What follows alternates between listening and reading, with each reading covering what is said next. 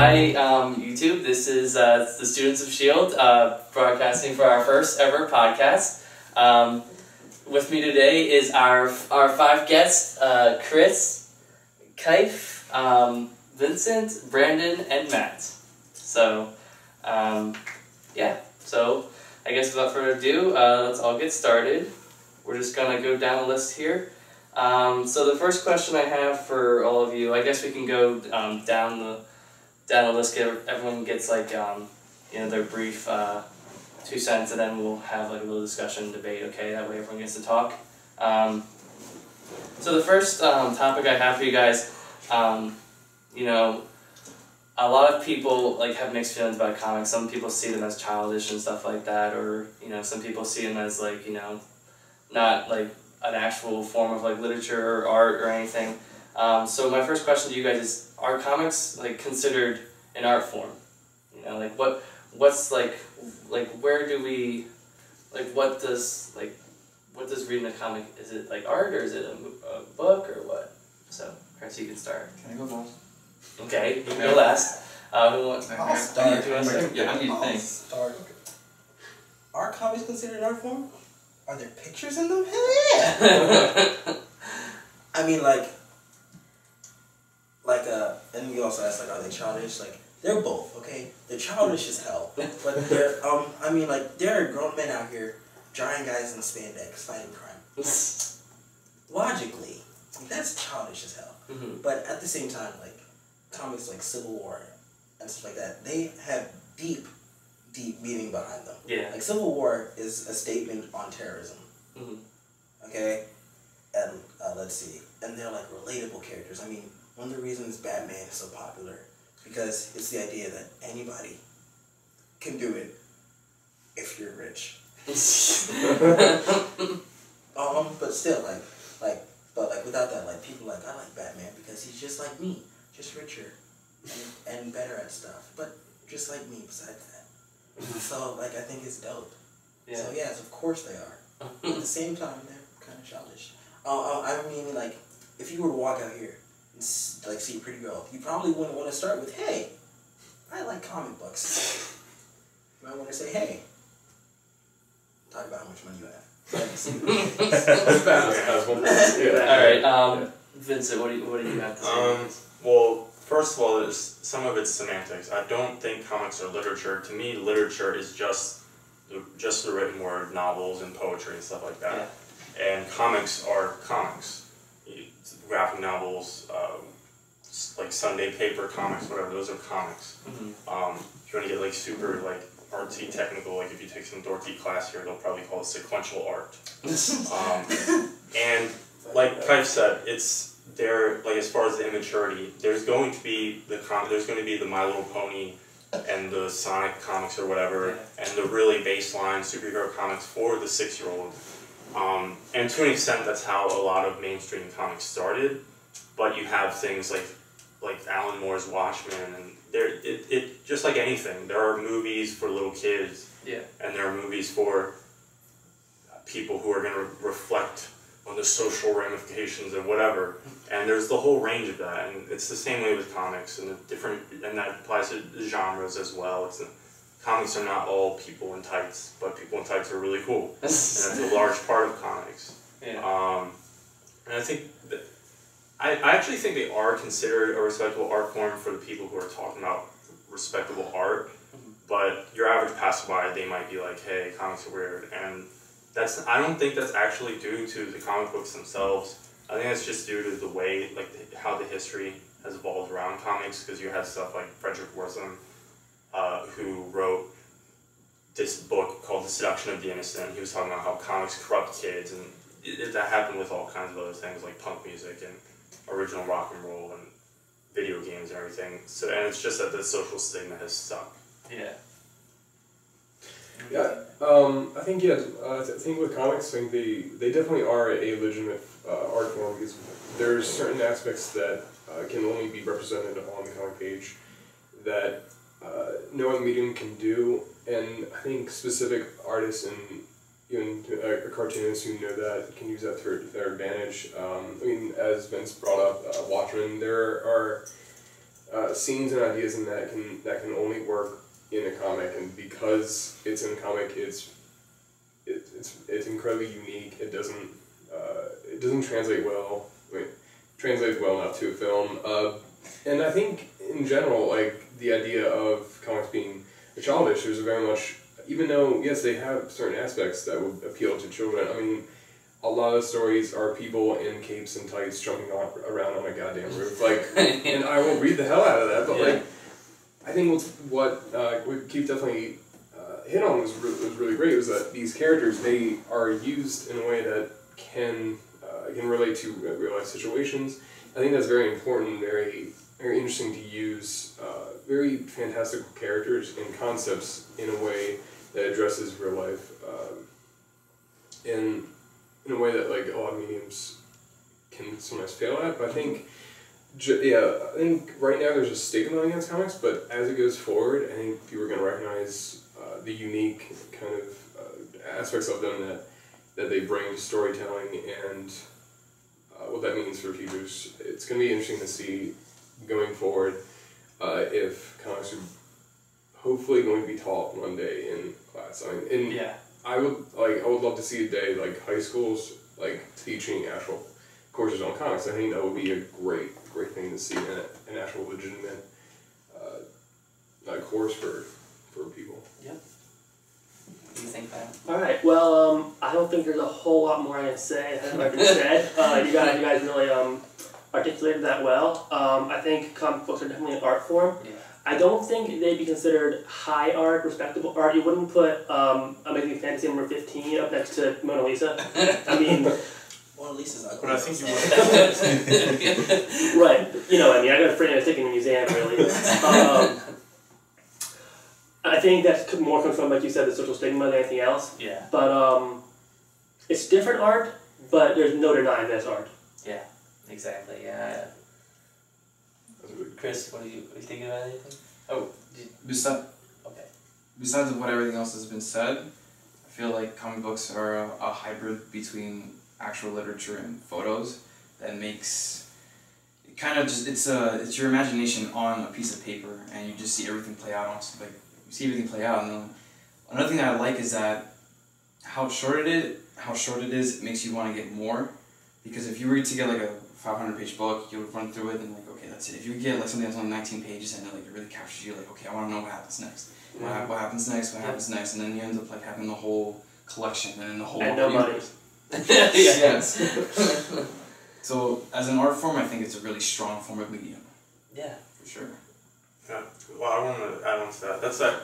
It's the same thing. I bet all of us, to some extent, play video games also. And video games, they're kind of like comic. You talked about how comics, it's more traditional visual art, and then writing, and then video games. Video games combines kind of like stuff from film and music, and then there's interactive aspects. So both comics and that, since they kind of have all these mixes of different things, it makes them even more unique as a medium. And like you were talking about classes, and actually, at my high school, a few of the English classes, and these like old white ladies who have canes and everything, like normal people, they're teaching Persepolis. That's awesome. And I think some people actually do read like Watchmen in high school English classes. And obviously, we have comics classes here, but I actually wonder if, because Persepolis is taught in English class, I almost wonder if it should be that there should be a separate class for comics and a separate class for literature, like you would have a film class, or if maybe it would be like you would just take like an art class, and one month you would read Huck Finn, and then the next month you'd read Watchmen, and the next month you'd watch Citizen Kane. And I wonder which one's better and everything. Is there any reason you couldn't analyze a comic book the same way you analyze a normal book, a printed word? I think you totally could. Right. I mean, and people do it. There are tons and tons of essays about Watchmen and all the themes of Marvel characters in DC and everything. Well, we'll probably get to that in like another video, but like I like that idea of like education with comic books. I mean, we could say that definitely for like another day because that's another topic in itself. But it's nice you guys brought that up. So I mean, moving on. This is a little like we kind of like reflected about something in general, but we're kind of switching gears now. As you all know, Age of Ultron is less about, I don't know, I think it's like 40-some days away now. Yeah. So we're counting down. I know, right? It's just May 1st needs to hurry up. But so you know, obviously, we're not going to debate about whether we're interested in Age of Ultron because I'm pretty sure we're all really pumped with that movie. No, it's gonna be the worst movie. I know, it's just gonna suck. Watch your face. It's just gonna like tank at the box office. But I mean, there are a few things that like I noticed in the trailers, and I think a lot of you probably noticed. One thing, you know, that a lot of people complain about, especially with the MCU, was the fact that Black Widow never got a movie. So you did Hawkeye. Yeah, well, people really don't care. My headcanon Watch is you. that Hawkeye is my favorite. Second tier. Second tier didn't get it. Well, anyway, like Black Widow's been around a lot, like, you know, with Iron Man 2 and Captain America, Winter Soldier and all that stuff. So, I guess my question to you is, do we need a Black Widow origin story, or do we already know her as a character? Like, do we need to? Because I know Agent Carter kind of is delving into her past. So, like, do we need to waste screen time with her, you know, her origins, or, you know, who wants to start off? I can start. Do you want to start, Brandon? Short answer, yes, we need. Longer answer, hell yes, we need it. Well, I think what's really fascinating to me about Black Widow and what she bring to like a Marvel movie is the fact that a lot of her origin story would probably revolve around the fact that she is a trained killer. And I find that really fascinating in a team of Avengers who are, you have a demigod, you have a super soldier, you have a billionaire armored genius, and then you have her. No, what's the line? Millionaire or something? Yeah. Best. And I like the fact that like her and Hawkeye bring a lot of interesting aspects to the team that because they're not because they don't have these powers, they have to use sometimes lethal methods, and I think that would be really fascinating to examine in a Marvel universe where you have the other movies, especially like Thor. You see the fact that the resolution is that he's not going to fight against the Destroyer in the first movie, and a lot of it is about, and a lot of the movies revolve around the fact that, like, you know what, I'm not going to kill this guy because that is morally wrong. But I would like to see Black Widow maybe examine, like, no, there are certain situations that she has to kill someone because this is almost like a James Bond, like, where it's like there are certain times when these kind of people are called into action because there's no other way we can do it. And even if it's set before the Avengers, the whole idea would be like, we don't have superheroes, so this is all we have. And I think that'd be fascinating to examine in the Marvel Universe. Her origin story is actually kind of delved into in Agent Carter. Really? When they go to Russia and they look at Leviathan, those girls like training as like young, like assassin girls. One of them kills one of the guys. Yeah. So I was like, sleeps with her hand chained to the bed. Holy crap, he's dead. I was like, yeah, so they like keep hitting at her origin like randomly, but I don't think she'll ever get a movie. And it has nothing to do with her as a character, but this goes into the way Hollywood is set up. And even though like Marvel's owned by Disney, which like has ABC, and they're extremely progressive. Like I'm talking about, like on ABC, there's Fresh Off the Boat, which is hilarious, and it's like one of the first like TV shows starring an all Asian cast. Right? They have Blackish and stuff like that. Agent Carter, a TV show starring a woman. Like they're very like forward, but in terms of like a Hollywood film for Black Widow, probably not. I mean, they tried it with Lucy. That movie was trash. I mean, don't get me wrong. I don't know if it definitely didn't make money. Yeah, though. And this is that's ultimately the problem. Yeah, and don't get me wrong. I'm pretty sure everyone wants to see as much Scarlett Johansson on screen as possible. Hey, look, I see you, baby. Yes. Coming back from progressive. but like I just don't see it happening. I'd watch it. Absolutely. Yeah. Hell yeah! Especially she gonna wear that suit. What? I'm sorry, I just went back. Like, you were right. You took a step forward, you took 2 steps back. I guess and one more thing you were just saying about when you're saying made me think like, and also it would be difficult to get that project done now being owned by Disney. If it was like straight up like Black Widow, like her actual style of origin, it would be like Disney presents Black Widow, and then just like murder the entire movie, and then it'd be like, and then the ending would be like the new theme park or new theme park attraction like. The Black Widow. Black Widow murders like everyone at Disney World or something like that. Because that one really fit. Yeah, her just capping Mickey Mouse and Donald. I don't think that's really true. I mean, Disney, they make hundreds and hundreds of movies, and most people know Disney primarily from their animated classics and whatever. But I mean, Disney makes really dark movies and whatever. It's not like they would go crazy over the top. Yeah. But if they did, though. I'd be down with it, but let's just, first of all, let's hope that there is not a Black Widow Disney princess movie. Oh my god. But I think really, I'd love for there to be a Black Widow solo movie, and I hope there is one, but as soon as they announce like the big slate, when they're like, hey, there's a Captain Marvel movie coming out, I think that's when they killed the possibility of a Black Widow solo.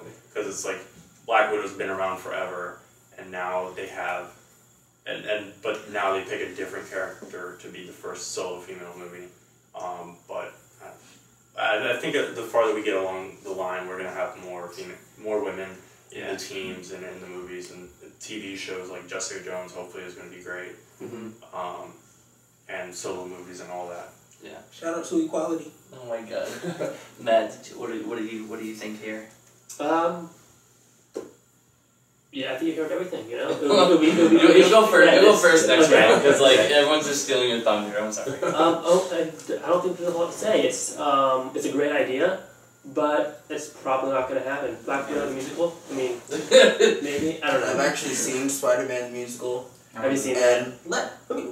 I had such great seats. I'm not gonna lie, like I was 2 seats from I was like 2 rows from the front. So like I got some web afterwards. Oh my god. Like Chris, sorry, we're if there was a Black Widow movie, I think it'd probably be a Black Widow and Hawkeye. I think because their past is so like far back with each other. Yeah, I would definitely like to see that. But the thing is that they're moving so far away with that though. It seems like, because like in Avengers 1, I feel like there definitely was like kind of like a romance tinge to their relationship. Yeah. But now it looks like Whedon's completely chopping that up for the Hulk Widow thing. Did that actually ever happen? What, Hulk and Widow? Yeah. I don't think so. I don't know. Could the Black Widow Hawkeye thing possibly be a Netflix series? Or do you think Jeremy Renner and Scarlett? No. Like in my mind, like they're way too big for. Yeah. Right. Well, that's not true because a lot of big actors are on. Yeah, if they put in enough budget.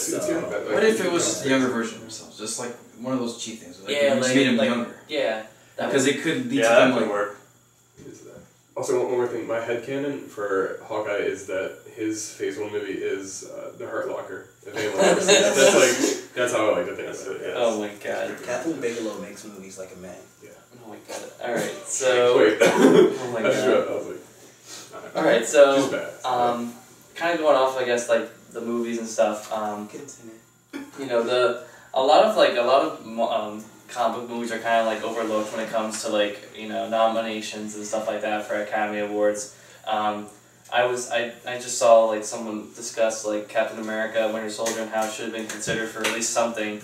I don't know what that would have been, but I mean it was like it was more than just a superhero movie. It was a really good like, you know, action movie. You know, it had a really good theme to it.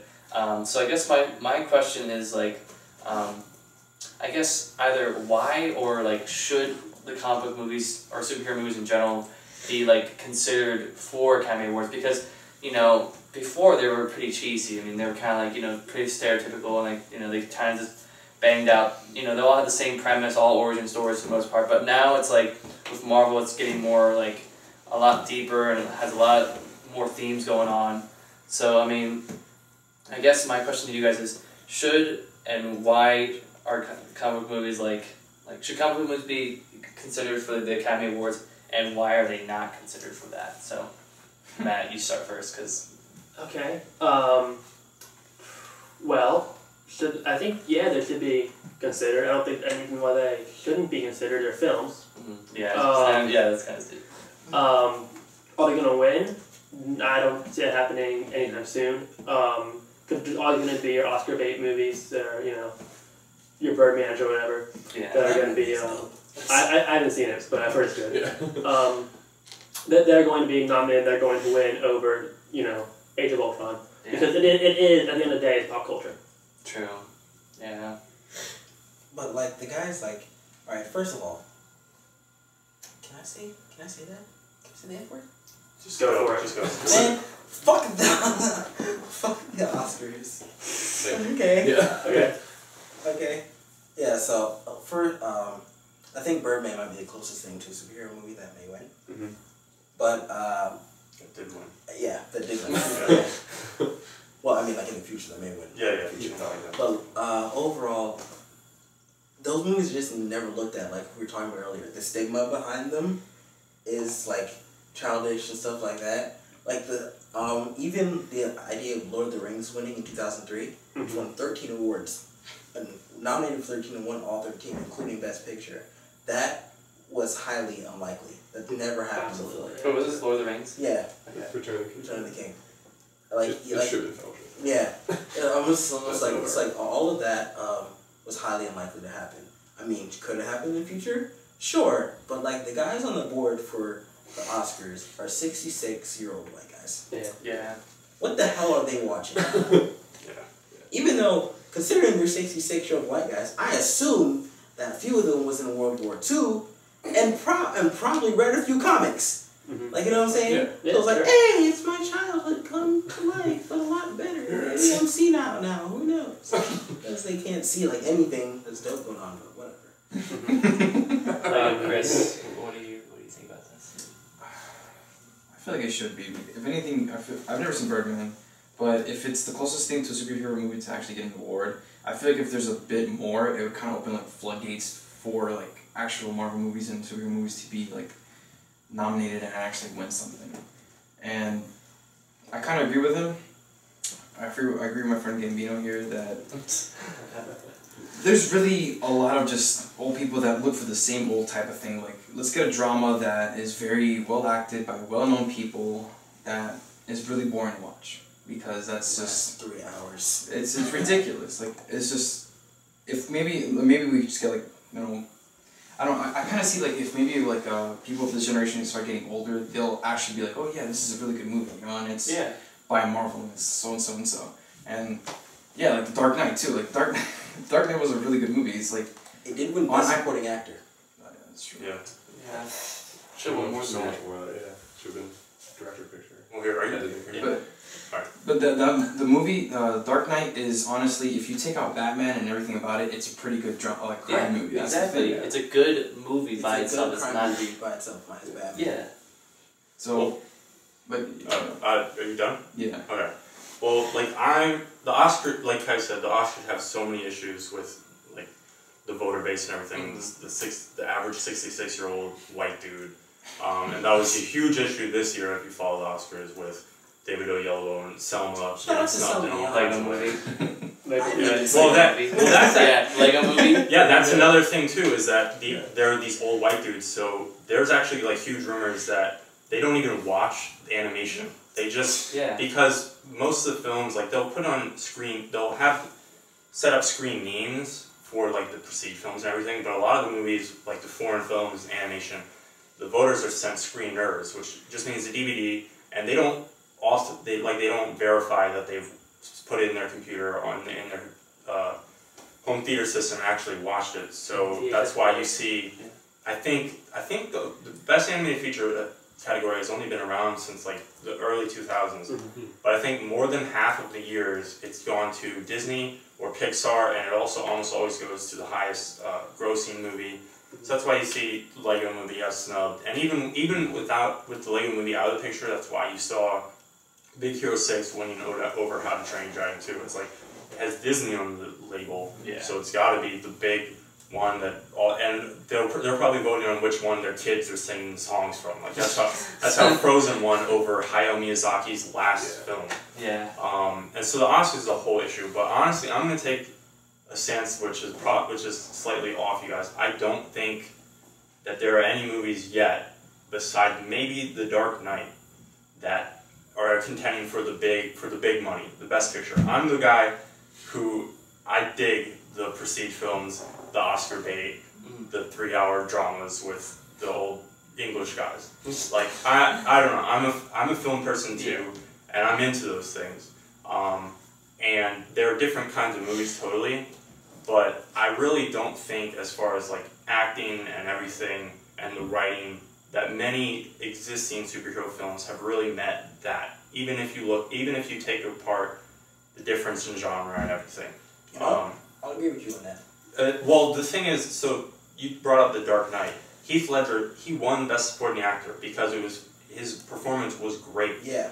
And so many people were mad. His performance was it was amazing. His performance was godlike. Okay. But so many people were upset that The Dark Knight was not nominated for Best Picture, and the Academy was like, hey, it was because of public backlash, but they kind of realized, hey, we made a mistake.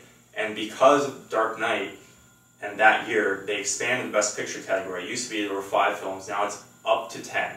It might still have to be a minimum of 5. And so there's issues like certain years, people are like, there's 10 good movies, why are you only nominating 8? And so that could be a potential issue down the road. But like Winter Soldier was great, Avengers 1 is great, Guardians is this amazing space opera thing, but I don't think they're up at that level yet. But I really think they can be, and go with this trajectory with Winter Soldier, I think they will be very shortly. Yeah. And you will see that. So you're kind of last, so everyone kind of... Yeah, I'm glad you kind of had this side, because I was actually going to bring up, like, I love those. I love the movies that are nominated for Oscars. Like, I eat that up. Like, with the 3-hour dramas that are just, like, everyone is just, like, how the usual scenes go is that, like, one person says one line of dialogue, and you wait, like, 5 minutes, and then someone else says something, and I'm like, okay, cool. And that's it. That's every movie. But, like, and I love comic movies, but I think a big part of it is because of how the Oscars work is they usually honor the legacy actors. Like for performances, it's mostly about if it's an older actor, they want to give them the Oscar before they shove off until they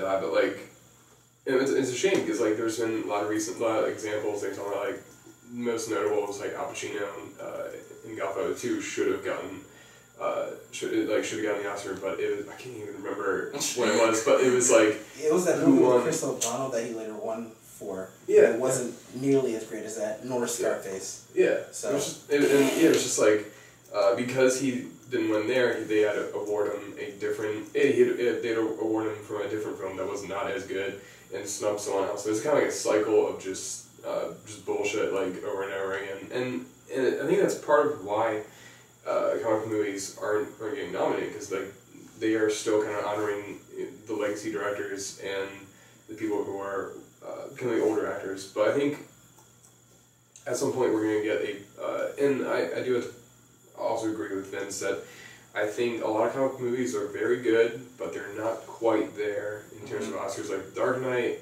I would definitely put up there. I would actually put Guardians, like that screenplay is amazing. I would actually put that in. I'll nominate for that. But like I think a lot of them are very good, but just not there yet. Not quite. We're really close. I think we just need a little bit longer, and I think like the fact that there's also the fact that like a lot of genre movies don't get nominated that are like exceptional, like very very great action movies that if like I love Inception. That's like I love that movie so much, and it should have been nominated for more. And when it didn't, I almost went on a rampage. And luckily, we're good. Yeah. But in general, I think it also kind of boils down to the fact that a lot of genre movies, even movies from like the 70s and stuff, didn't get nominated. It's going to continue with this kind of old ass people doing the Oscar. We did soon. Yeah. I just want to say one last thing for like 10 seconds. The other thing I think that we that we should keep in mind is I don't know if it would be great if some Marvel movie gets Best Picture, but we shouldn't be reaching for that. Like we know that we like the movies. Yeah, we enjoy them anyway. The movies are great. You don't need an award. It's the same thing like video games trying to strive to be more like movies and stuff like. I mean, we are never won a Grammy. We are what we are, and whatever we like it. It's good. Yeah. We don't need to strive for the other people in this existing framework to recognize us. Yeah. Right. True. Kendrick Lamar lost to Macklemore. No way, God. Okay, so the next topic. So for the most part, we really haven't had debates. I think we've all been in consensus on a lot of topics. Which is okay. We have a pretty good discussion. Sure. So the next topic, I know is going to divide this group here, just like how it's going to divide the Avengers next May. Okay, so as you guys know, Civil War is coming up next May. So who do you guys see winning? Captain America or Iron Man? I mean, I think for the most part we all know who's gonna win because Chris Evans' contract is up after. Are we like seeing like just the characters themselves, like who would win in a fight, or just in the movie who would win between the two?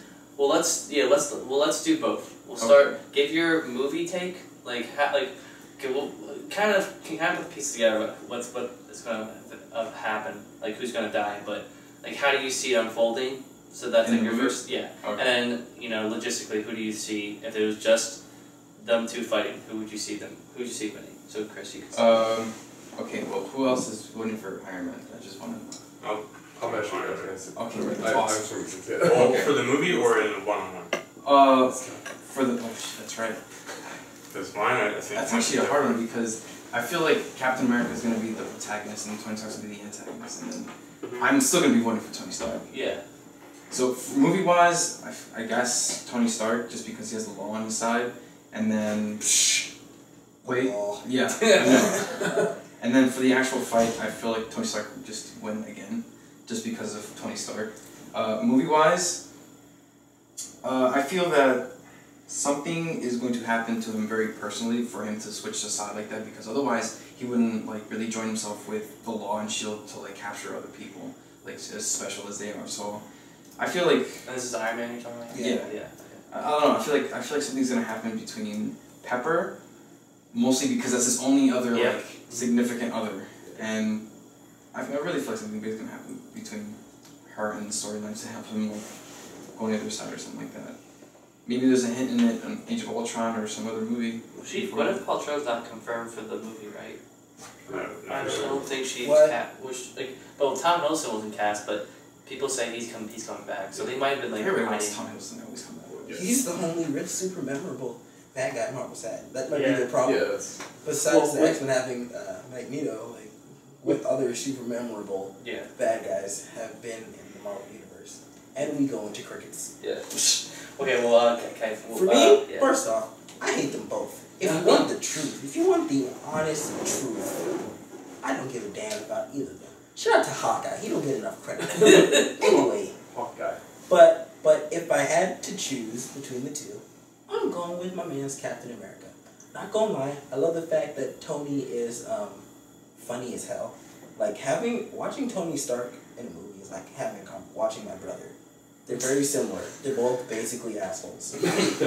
But I 100% prefer Captain America. For one thing, this Winter Soldier movie was dope. Two, picture yourself, as I assume you all have, as superheroes, right? What would you want to do? Would you want to register? Or do what you was doing before? I don't like to be, followed by the government and whatnot. Just saying. And I'm black, so it happens.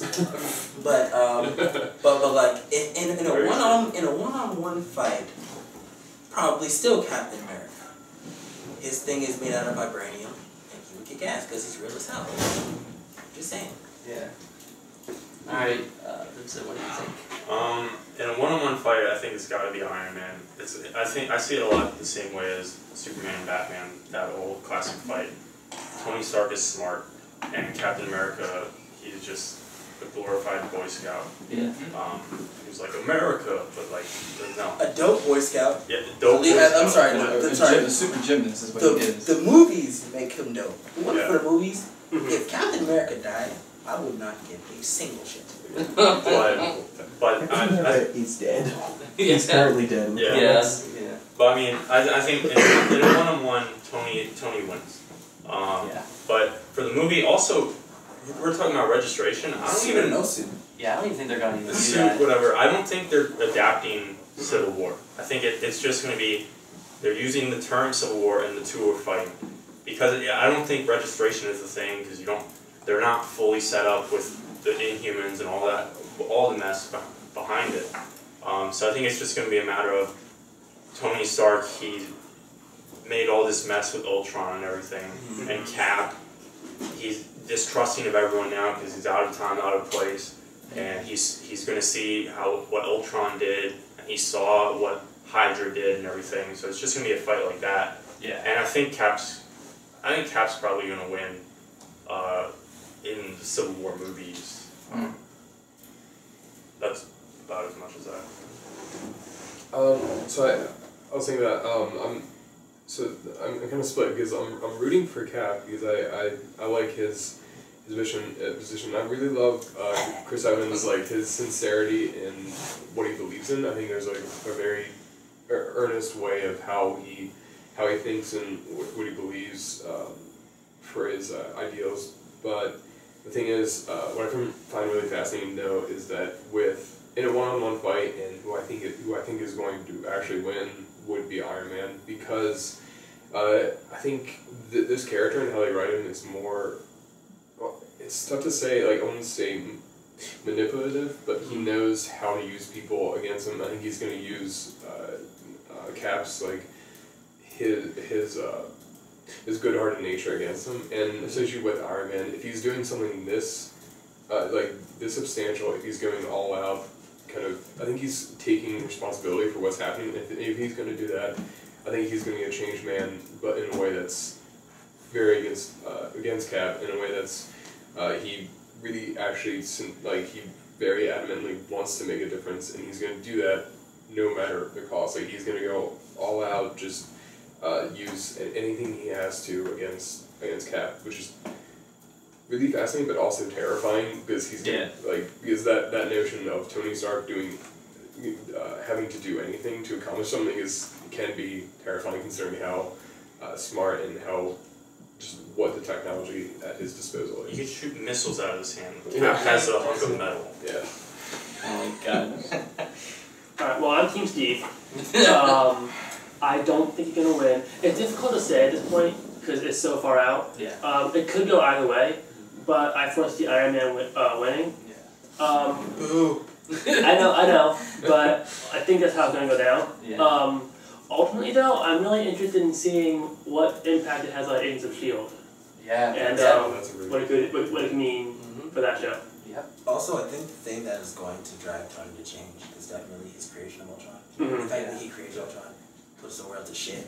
Yeah. Yeah. Like the whole world, not just did New it, York. whatever. Like I guess like the whole idea is like you created a monster. Yeah, you created a monster. He's gonna be like he's Dr. Frankenstein. You make the ultimate monster, and this is what you brought. Like all this time, you've gone. Your character arc is about redemption and becoming a better person, but you just made it so much worse than you ever could have before this point.